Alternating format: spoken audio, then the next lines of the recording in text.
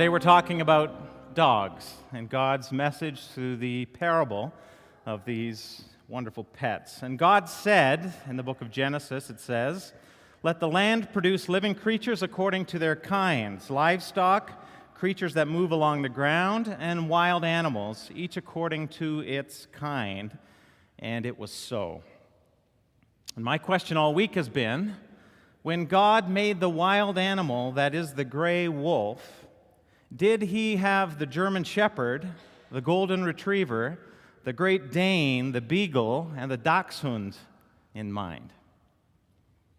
And when God gave human beings, later on in that creation account, a mandate to rule over his world, the earthly calling to, quote, prosper, reproduce, fill the earth, take charge, be responsible for the fish in the sea and the birds in the air, for every living thing that moves along the face of the earth, did God know that we would take this incredibly genetically malleable wolf, Canis lupus, and breed it into well over 400 distinct breeds of dogs?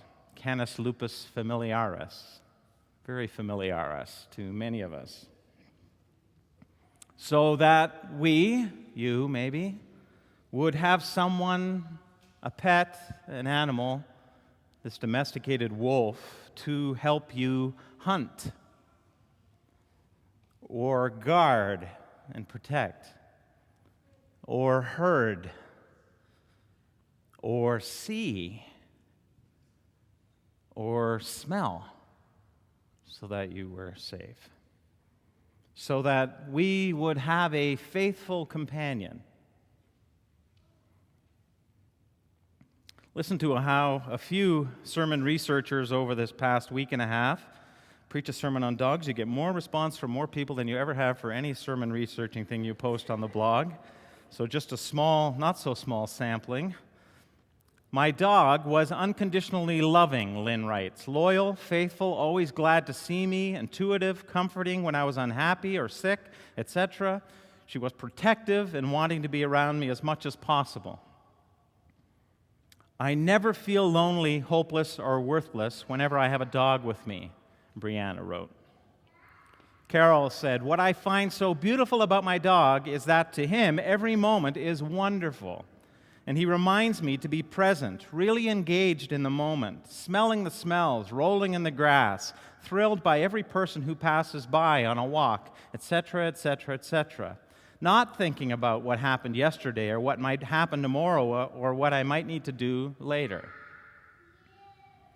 Bev wrote, "They gave me such joy," two dogs of hers that have since died, "with their constant affection and desire to be with me. Though never given the test, I believe I may have protected them with my life." Now, another guy wrote me and said, "No, I expect my dog to take care of my life." Kaylee wrote, and Jason and Jordan were resonating with the truth this week, what Kaylee wrote when I cited it to them. "I believe we've been wired for companionship and that we each have an innate desire to love and take care of something or someone. God saw to that when he created man and women together. When some or all of those things aren't possible or chosen, dogs bridge the gap. Our dog, King, was the gateway drug to having a baby." When I saw that Miguel could treat King the way he does, I knew he was going to be a good father. Michael wrote, "When I'm alone with my dog, I'm totally myself." His wife Blanca wrote, "Dogs are loyal partners. Some cynics would say even more loyal than some humans." And then the last one, Rob, "What I like best, having a companion that always, even if she is hurt, wants to go wherever I am going, but especially bushwhacking." And those and all the others I read made me think, wow, who knew that a dog would mean that much to someone? Non-dog owner. I'm canine deficient, have been all my life, and I didn't get it, and I still don't fully get it. But I get it more now based on what people have written and sincerely told me about what their dog means to them. Who knew that dogs could be that for our society? I'm thinking God knew that your dog could be that for you, and for you to be present, and for you to feel companionship when you're lonely. And I think that's why He created them, to help human beings in all those diverse ways I just cited, and to meet all kinds of relational needs. And maybe, as though they were little icons or parables, teach us something about a God who would make something like this. Surely God made dogs as companions, our best friends, as a sign of His love.